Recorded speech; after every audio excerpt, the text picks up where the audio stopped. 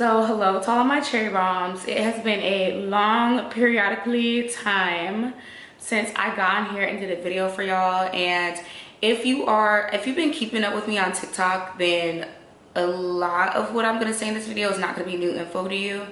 But for those of you guys who do not have TikToks and don't follow me over there where I'm a little more consistent, this video is for y'all because these are the questions that I get asked the most. Like every time I go on TikTok live, I'm getting asked this.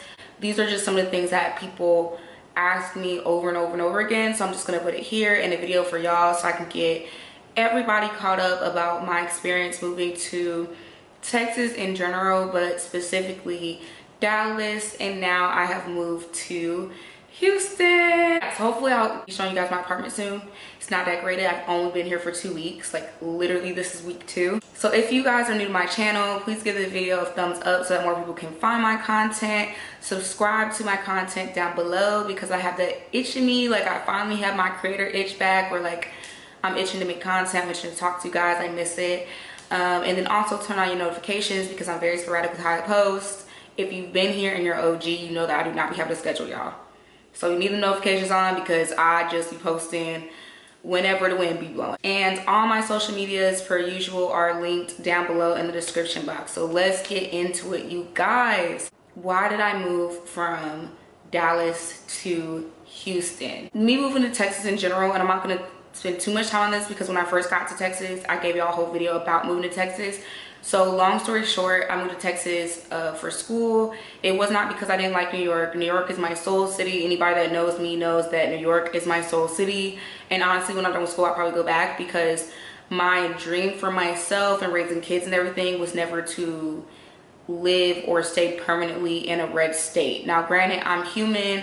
Things could change. I might end up somehow magically falling in love even though I don't agree with the politics here, but more than likely I would go back to New York. I love New York. So that's a short version of how I even ended up in Texas in general to begin with. Okay, how I would describe my experience in Dallas, because like I just said, I literally just got here 2 weeks ago. So I lived in Dallas for a total of 15 months, so a little over a year, right? Oh my god, what do I even want to start with in Dallas?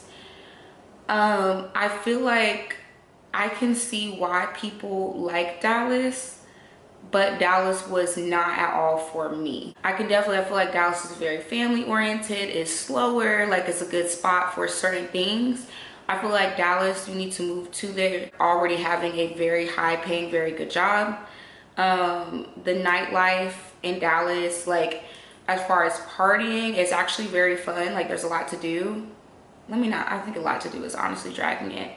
There's a lot of the same spots to go to, honestly. There's not a lot to do, but they do be lit. But as far as like actually working the nightlife, whether it was dancing, whether it was bottle service, whether it was bartending, it is, to me personally, there's no money to be made in Dallas. I would not suggest that to any damn body, to go down there and think that you're finna make some money working nightlife, because you're not. All the girls I know in Dallas that work nightlife jobs, that's not their only job. Whereas girls I know in other cities, if they wanted to, that could be their only job. Now, like the girls I know in other cities, if that's not their only job, it's because they genuinely have a passion for something else and they want to use that money to fund that passion and then venture into doing that passion full time. It's not because they have to have another job. In Dallas, everybody has another job because they have to have another job, because you can't live off the nightlife money in Dallas. So I guess honestly, real quick before I get into the cons of living in Dallas, because to me, I feel like there were more cons than pros. Again, I understand why other people might disagree, but to me, there were more cons than pros. But I want to start with the good stuff first, just so that this video don't seem like, oh, it's such a drag, but I'm getting ready to drag Dallas, I don't care. Pros, like if you want to raise a family, cool. The pace, if you don't want something super fast, cool. The food, honestly, I'm not even gonna cap to y'all. It's not, to me personally, it's just not a lot of good things I have to say about Dallas. I hated my time there. It felt like I was in purgatory.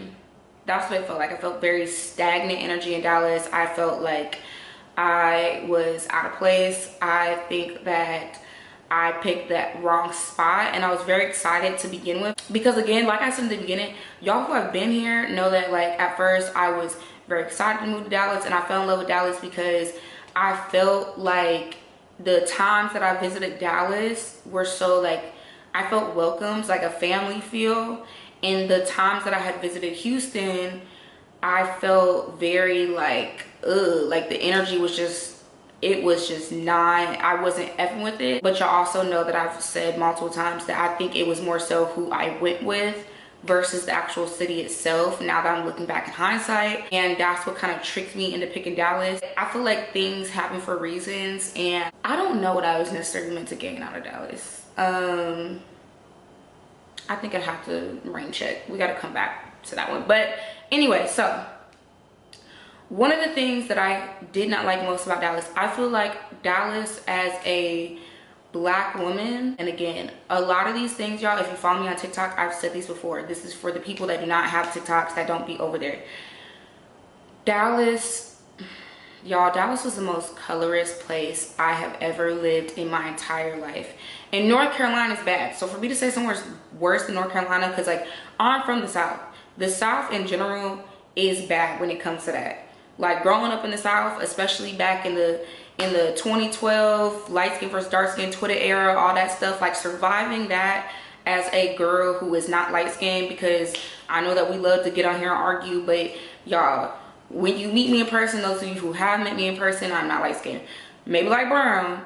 I'm like a Meg Thee Stallion color, like Megan Good color. I promise you, when you meet me, like I'm very much so in the middle. Don't let this ring light fool you, okay? So growing up in that era as anybody who was, even if you was like brown, if you was brown, dark skin, anything, that was a horrible era to come up in, especially for your self-esteem in such a developmental time in your life, that being that we were in high school in that era, and then we were like juniors and seniors. At least I was a junior / senior during that era.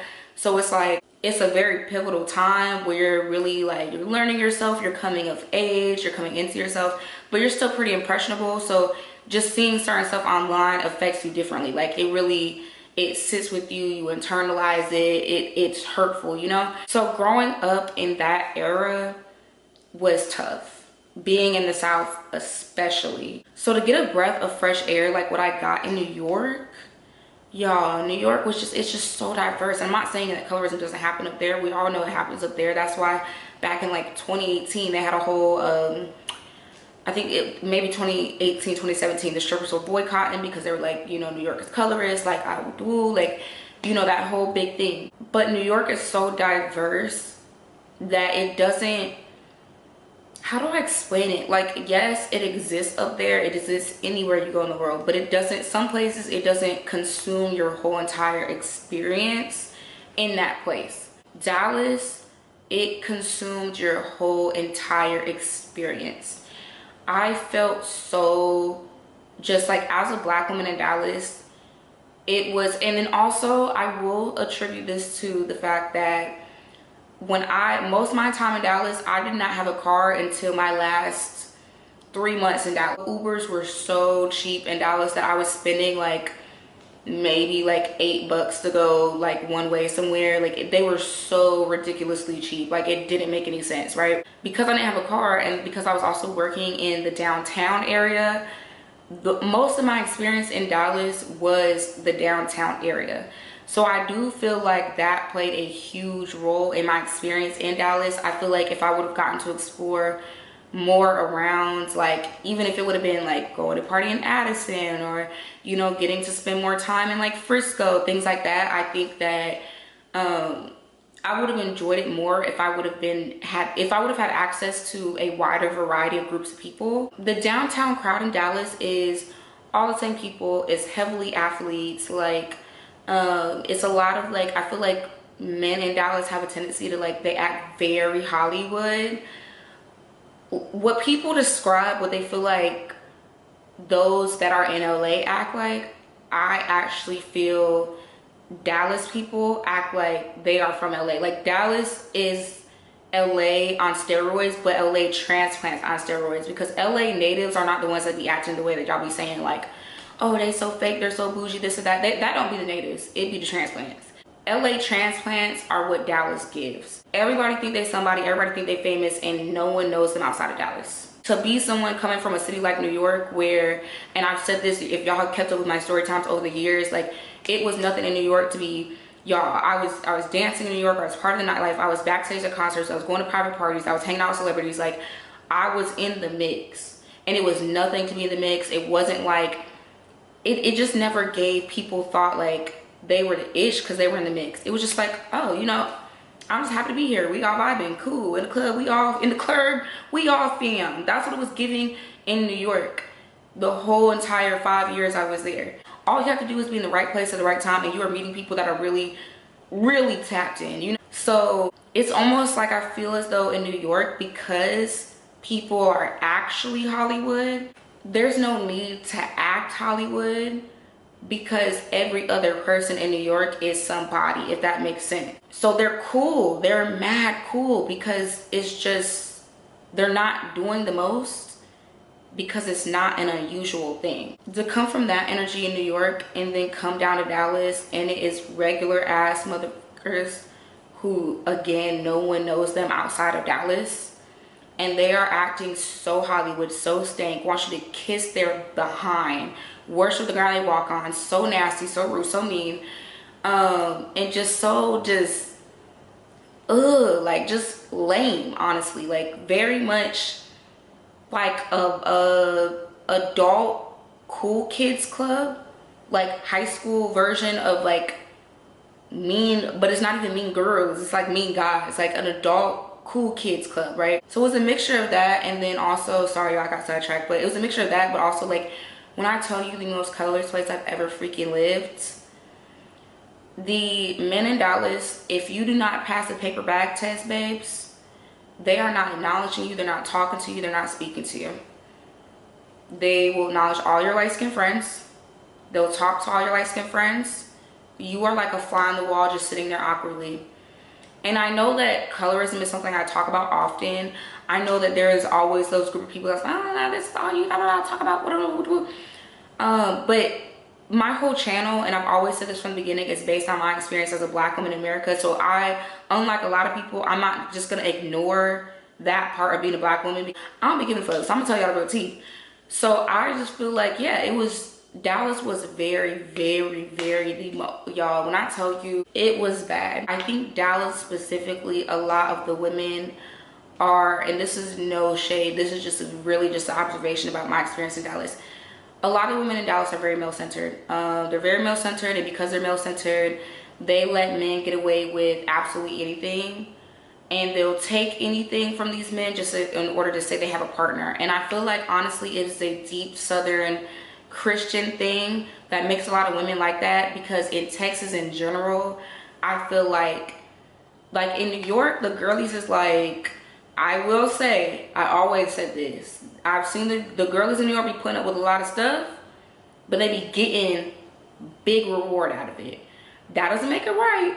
I'm not saying that the next person should do that, but I'm also saying I'm not judging, because I be seeing why it's like, how do I explain it? It's like, even though I might not personally do something, I can still observe something and be like, okay, I can see why in the next person's head that would make sense. I can see why she feels like it is worth it to do that, you know what I mean? But I feel like down south, and especially the deeper you go, and now that I'm in Texas, which is, I feel like the deepest you could get in the South, damn near, the reward is not like actual rewards that can benefit them in the long run. The reward is just either having a man or being able to say that they talk to somebody who does a certain profession. All of that being said, it wasn't fun going out a lot of the time when I was in Dallas, because when I'm around my friends, like for example, I've always said this, my best friend is super light skinned, she's racial ambiguous, like you would not look at her and know what she was, but she don't play that colorist shit. So if somebody was ever being weird around my best friend, they would instantly get checked, like, cause she don't play that, she don't get nothing out of it, she don't play that. I feel like it is very important as a black woman to have a set of friends around you that notices the microaggressions, and not only notices microaggressions, but will act on them and won't make you, it won't gaslight you to feel crazy when they happen. They'll be willing to step in and be like, yo, like, that's not cool, you know? Then you have the majority, and the majority is just like, as long as they are having fun, and they are getting attention, they don't give a fuck what you're going through. And I feel like most of my experience in Dallas was that. Essentially what I'm getting to is I did not feel emotionally safe or protected by anybody that I was around in Dallas. And so because of that, when we would go out, and because of the extreme colorism and other factors, I would never show my whole personality. Like, I'm very fun to go out with, very bubbly, like to have a good time. My personality would never show when I was out in Dallas because I'd be extremely awkward. Like, just like, I did not feel like I had this safety to show my personality because I didn't feel like I was around people that if somebody would have tried to be weird towards me, they would have had my back. And the microaggressions be so nasty, but they be subtle. And if you know, you know. If you are a dark-skinned girl, if you are a brown-skinned girl, then if you know, you know. I've talked to multiple other girls who all feel the same way about Dallas. We get it because we live it. And then you have people that consciously ignore it because it does not affect them. It was just nasty, nasty levels of colorism. I also felt as though Dallas was the loneliest that I have been in a very, very, very, very, very long time. Extremely, and I mean y'all, painfully lonely. I'm not even gonna lie to y'all, painfully lonely. And really it's because that is the first time, I want to say, yeah, that's the first time I've lived away from any of my best friends.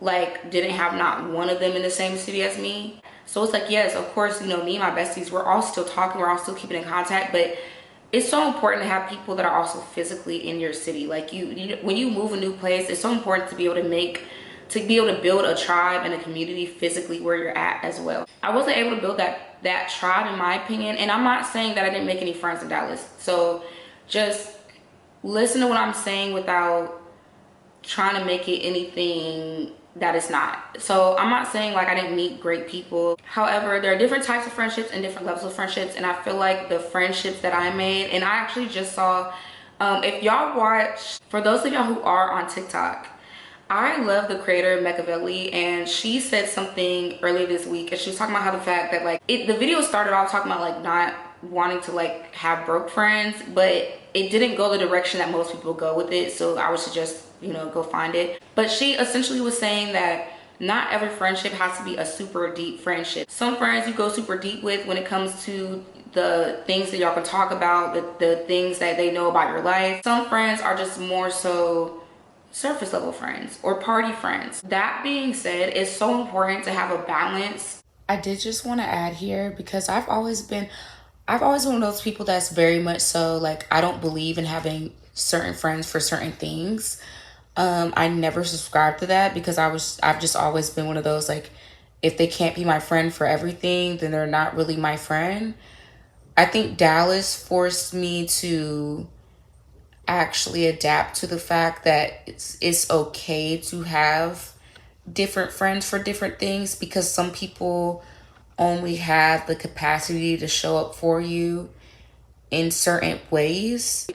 And when none of your friends that you can go deep with live in the same city as you, it is tough, y'all. I'm telling y'all, it's so tough. I'm not trying to say these people were bad people or they aren't shit or anything like that.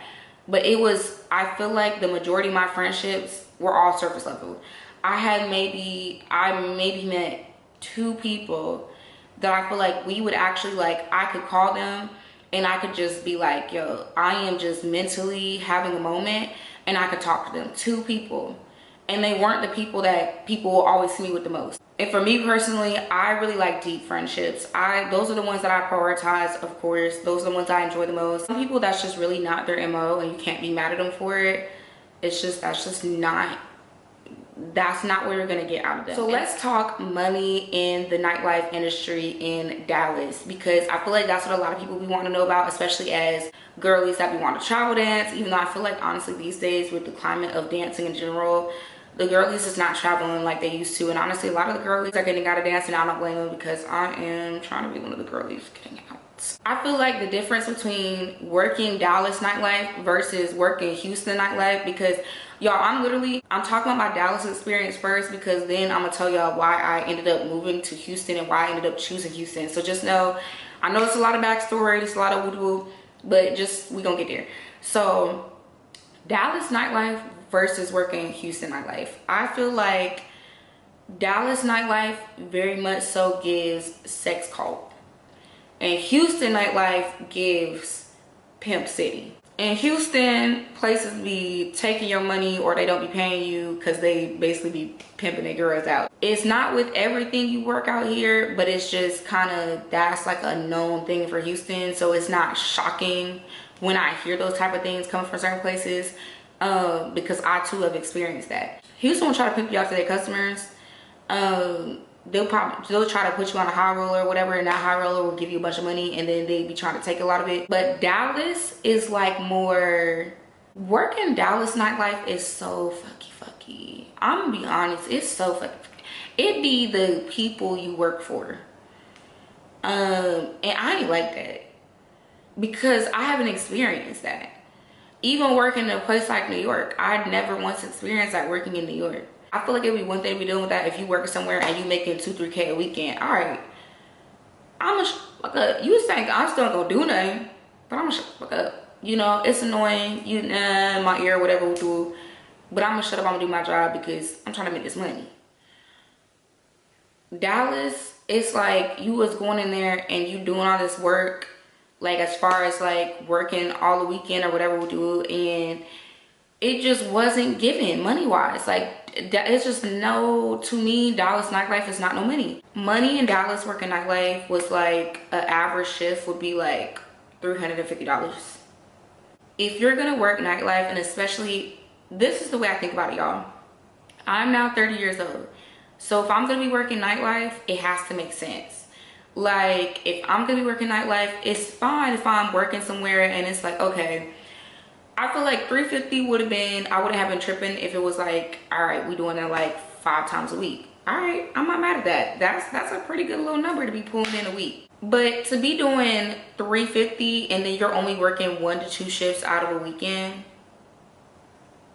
you mean I'm working nightlife, doing a whole weekend working nightlife and not even touching a band? Absolutely not. It has to make sense. Like, I feel like, especially at my age now, where it's like I'm getting tired of working nightlife, I'm trying to ease out of it, but I'm also understanding that because I'm still in school, like, it just works with my schedule. So I probably have like another year to year and a half that I will be working nightlife, more than likely, if I'm just being realistic. I just feel like in Dallas it was not making sense, and at a very, very, very later date I would go into detail about what it was like to work specifically for, I'm not gonna ever drop names or anything, but at a very, very later date I will go into more details of like surviving who I was working for, because literally that's what it feels like. It feels like I was working in some type of Mex cult. The dollars wasn't dollaring, okay? Like, the dollars was not dollaring, and I was like, okay. And then not only did the dollars, they wasn't dollaring to begin with, which is like, this is not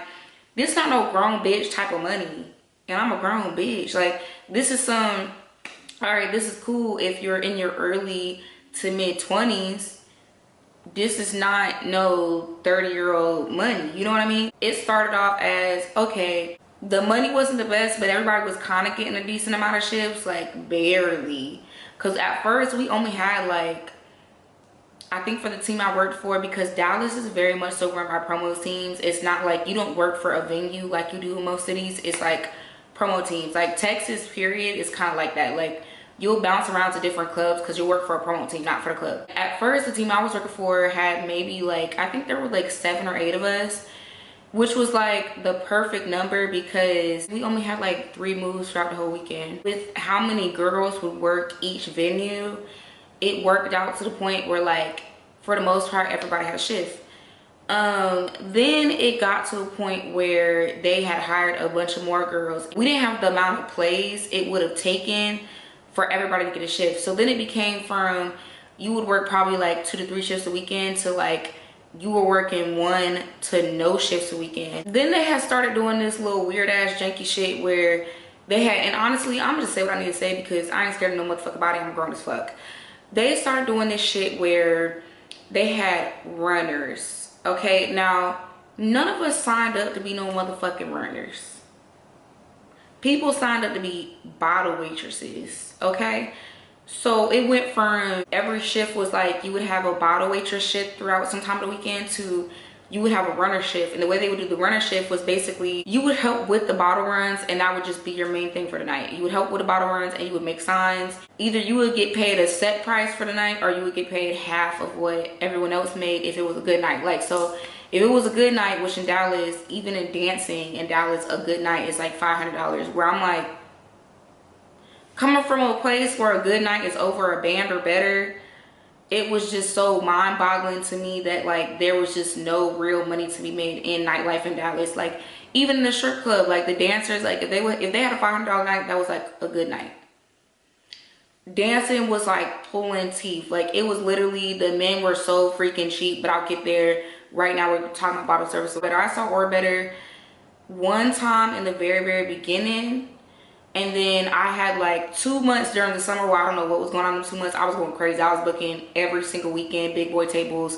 Never got my flowers for it, never got no credit for it, but I was going crazy. Outside of them times, I was not seeing like decent money at the head log. Okay, anyway, but like I was saying, so if you were a runner and they had a good night, so if it was like a $500 night for the bottle waitresses, you as a runner might make like $250. So it started off with that, and then they had hired a bunch of new girls. Was mind y'all, the girls was cool. The girls were never the issue, honestly. Like, the girls I met in Dallas, period, were never an issue with nothing. Like, girls in Dallas was mad cool. They was mad personable. Like I said, did I make deep connections? No. But even though I didn't make deep connections, like, the girls in Dallas were mad cool, like very sweet. Like, I really don't have nothing to say bad about the girls in Dallas. But it was like, it went from that to then it was like, it was a lot of y'all. Towards the end, it was so much favoritism going on at my job. And the favoritism was blowing me bad, because it was like my money was already being fucked with. And like I said, they had started doing like incentives. And all of, like, the bulk of this will be stuff that when I finally tell a story about working for my previous job, like I said, y'all, it won't be no time soon. But when I finally do tell it, that's when I really get into the bulk of things. But when I was going crazy booking, it was no incentive for going crazy and booking like that. Like, yeah, I was like, the incentive was me making money, but there was no like extra incentive as far as like my employers doing incentives, you know? Basically, when I first got hired for them, they made it very known. They were like, hey, we already have the clientele. We don't expect y'all to book. Like, it is great if y'all do book, but it's not a requirement. We already have the clientele. We just want y'all to give them exceptional service. Okay, cool. So I'm like, oh, that works out perfect, because granted, now I do know with nightlife, most places do expect you to book, but when you're in a new city and you don't know anybody, it is hard to book, and it's especially hard to outbook girls that's been in that city their whole life. And it's also unrealistic. So at first I'm like, this is perfect. I'm not from here. I'm glad that I found somewhere they're not sticklers about, oh, we're only gonna schedule you if you book. But then they started switching all of that. Like, probably, I worked with them for 10 months. They probably started switching everything 5 months into those 10 months, because the last 5 months got very weird. All of a sudden, soon as I don't know what the fuck happened, y'all. But honestly, I do know what happened. The universe trying to tell me when just like wrap it up, okay?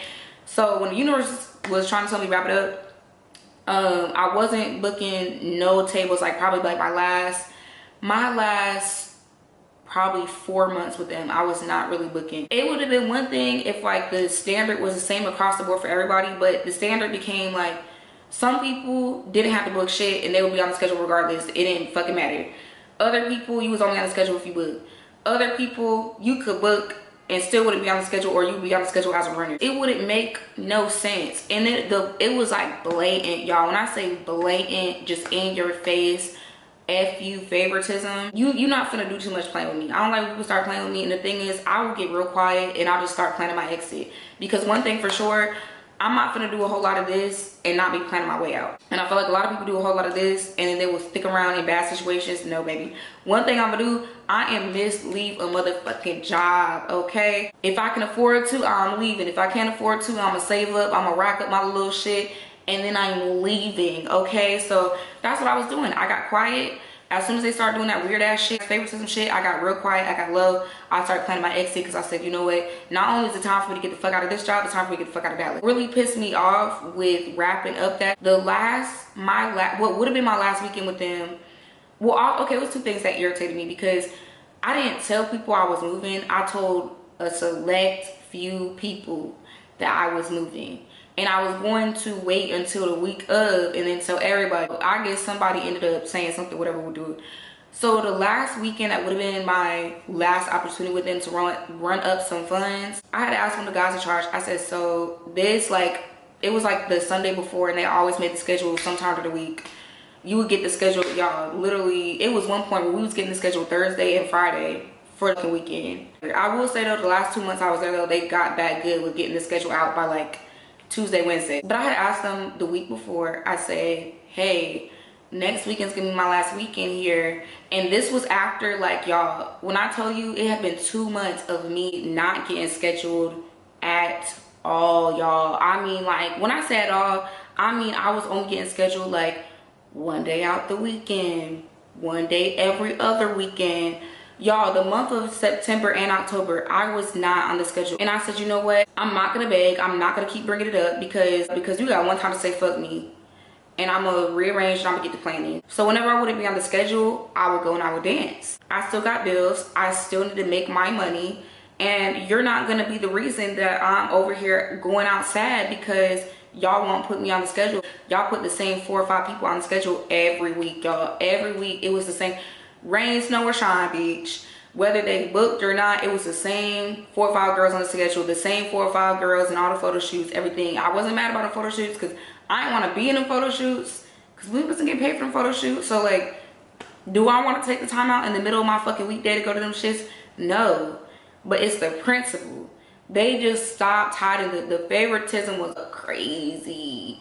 And when, oh my god, it's just so much to be said that I really want to say in this video, but this is not the video for that. Yeah, every time I wouldn't be working for them, I would go, I would dance, I would run it up, I would be outside just living my life, be going on dates, whatever we'll do, because then you not finna not give me no schedule but then get mad when I don't come to certain shit on the weekend when, because you don't ever be scheduling the bitch, I'm out dancing. So I don't give a fuck what y'all want me to show up to on the weekend and, oh, well, this is why we don't be scheduled. That's not why y'all don't be scheduling certain people, because it'll be people that would show up to everything and they still would have put them on the goddamn schedule, but then they'll be, oh, this why we don't nobody want to hear that. It's too much. I don't like a whole lot of bushmouth shit. So boom, fast forward, like I was about to say, so it was supposed to be the week before what would have been my last week of work for them. Even though I have been doing the dancing thing and shit, I was still just like, okay, let me just see if I can get like just a few more shifts than I usually get, because this is the last weekend before I leave. Like, you know, I just need one more chance to just run up a little more money. We'll do, y'all, I had a conversation with one of the guys in charge about that, and I was like, yo, please, like, it's my last weekend, it's about to be my last weekend before I go. I just really want to make some extra money before I leave. Like, I'm trying to hit my goal, because at that time I had to hit my goal for what I was comfortable moving with, and I had no idea how I was gonna hit it. Honestly, I'm not gonna hold you, because like I said, I was making dancing work, but dancing in Dallas, like, bro, it was, dancing in Dallas was shit, trash, caca. I had made it known that I was just like trying to run it up, right, y'all? He's like, yeah, cool, I got you, like, we'll do it. And the other thing is, people, I don't know why men be feeling like, because this is my thing, like, working nightlife and especially being in the game as long as I've been in the game, you can't finesse a finesser. So I know which men are like big fish. I know which men are tricks. I know which men are, you know, which men are peas who you need to avoid. I know which men have money and will not spend no money. Okay?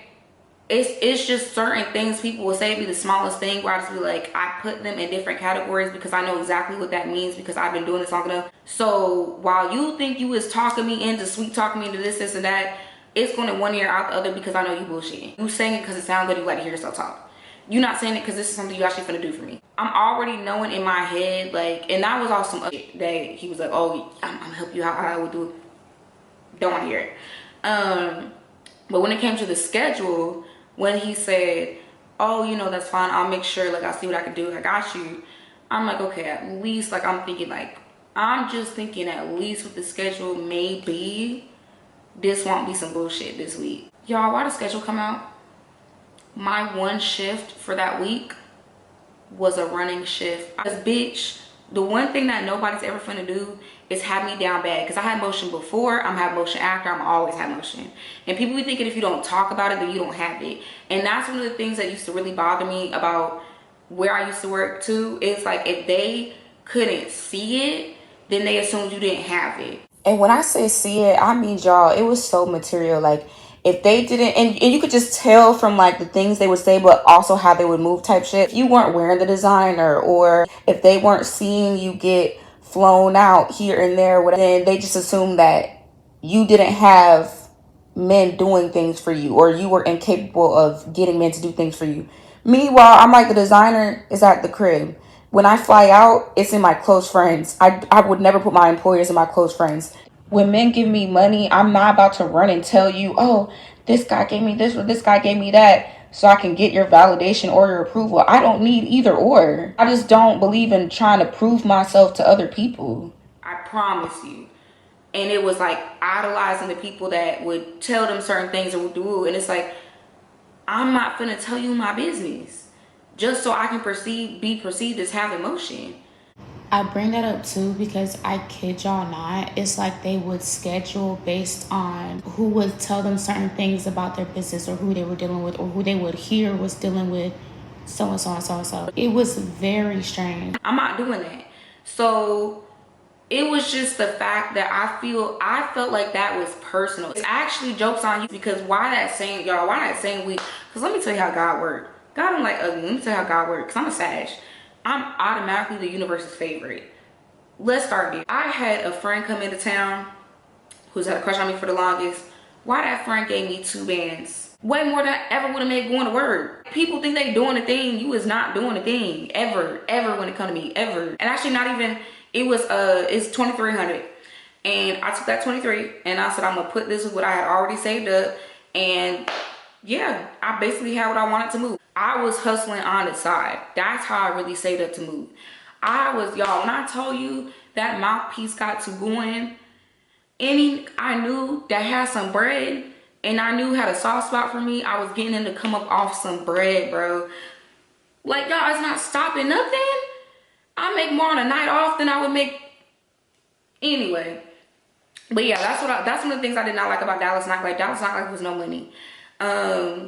And it just, to me, was not worth it. It didn't make sense. And honestly, I was a little embarrassed that I was still working nightlife, considering that I wasn't making no money and I'm 30. Which brings me to my next thing about Dallas as well. Men in Dallas don't trick at all. Oh, the worst. Yes, Dallas got a lot of men with money. They do not trick. Unless you go, and like I said, unless you go on a different scene, because I spent most of my time in downtown, I would not suggest that to nobody. If you want to find the men that's going to spend, you need to be in Frisco, the Colony, anywhere that's not downtown Dallas. They're very flashy. They like to flash it off. They're not going to spend shit, bitch. They think tricking is getting your hair or your nails done. Not even both. Get me out of here. Release me. I was so ready to be released from Dallas, y'all. I could not do it. It would be nights in the club where dancing, you would be talking to men or whatever would do, and they would think that you were supposed to do a freaking gymnast somersault, be Simone Biles on the pole for $50. They would sit there and think that, oh, because they gave you $200, you was gonna spend the whole night talking to them because they gave you $200. No, baby, I'm gonna collect this and I'm gonna leave, and I'm gonna keep collect. Like, what? They really be thinking they in there doing a big one. Like, if they spend $400, they think they're doing a big one. And then mind you, if they pull out $400, it's 13 girls swarming them for that 400. 13 girls for 400. Bitch, y'all not even finna get a whole 40 bucks a piece. What? And then not only that, like, the girls, like, a lot of, and this is no shade, no tea, but y'all know I'm always honest on this channel. And that's why, honestly, I understand that my channel, my journey is different from a lot of other people's, because I be saying the shit that, like, I never had a filter, and I'm okay with that. So the thing is, like, and this is not saying that all South American women come to States and do this. I'm not saying that at all. But once a club starts getting very Cuban dominated, they do, our money is a lot of money down where they're from. So our $50 goes way further down there. They is doing something strange for some change, and that change to be $50, it'd be $100 or less. And I mean a lot of strange things for some change. So it is so hard to make money in the club nowadays in general because of that. But it's also way harder when you are in a city that already the men don't want to spend no money, and then they're getting that for the love. No, y'all, dancing in Dallas, I would not suggest it to nobody. Please, if you buy a ticket, a plane ticket to go dance in Dallas, girl, please return it. Return it, babes. Yeah, for the most part, those are the reasons that I personally did not like Dallas. Like I said, my experience there was heavily nightlife saturated. So I'm not gonna all the way fault Dallas for the fact that I just did not like it at the hell all. I just feel like it's way too slow for me.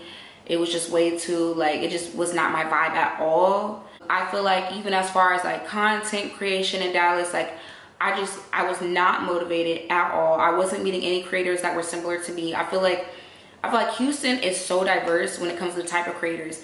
Like Dallas, the only type of creators I feel like Dallas has for the most part are the girlies that are brand safe and clean girl aesthetic. All of them. It is so, I'm sorry, it's so boring. They all do the same shit. It's all beiges and neutrals and nudes and grays, and oh, I wear my nails short, I make Christian girl content so I can find a man, like I don't cuss, I'm so proper. It's not any type of like edgy fun girl, I'm just being me and you're gonna take it or leave it content creators out there, in my opinion. So it wasn't really like, that wasn't inspiring to me. And I feel like, I'm not trying to be shady when I say this, I feel like it's a lot of like pick me content. It's a lot of like, I am the safe option, and I'm not only trying to be safe for brands, but I'm trying to be safe because I want to be safe for my future man, because that is the end goal. And I just feel like, I don't know, I just feel like Houston is so much more diverse. Like just the pool of people that are here. And even though I'm not gonna say that Houston isn't also like, kind of going back to what I said in the very beginning, like even though I'm not gonna say like, oh, Houston's not colorist, like, because Houston is definitely colorist. It's the South, it's Texas. Like I feel like Houston, because it is so diverse and there are so many different groups of people, it doesn't, the colorism in Houston, in my experience, it doesn't engulf your whole Houston experience. You can just move around and find a whole different crowd and not even have to deal with that. I just feel like Houston was more my vibe, more my speed. I think I was just fighting it. Now I'm very happy to try to get back into my bag, and really just like, you know, be in Houston, be motivated, meet other like-minded people, other like-minded creators, and just really build my tribe here. Like I'm excited. I feel like Houston is a better fit for me. It's more my speed. And the last thing that I'll leave y'all with is, I feel like my only complaint with moving down here was the fact that I feel like a lot of Houstonians, and I said this on TikTok, so maybe I'll just insert the TikTok, or maybe I won't, because I've already been doing a lot of cussing in this video and I was cussing a lot in that, so I don't know. But a lot of Houstonians, I feel like they have this preconceived notion that people move down here without doing their research, and for some reason they be thinking people move down here just because they want to party. I don't know why y'all be thinking that. That's really slow. It's really dumb on your end. Please make sure you like, comment, and subscribe to my content, you guys. Share this video with friends that you feel like it would be helpful. And yeah, like just leave a comment below about, you know, do you like Dallas, do you like Houston, etc.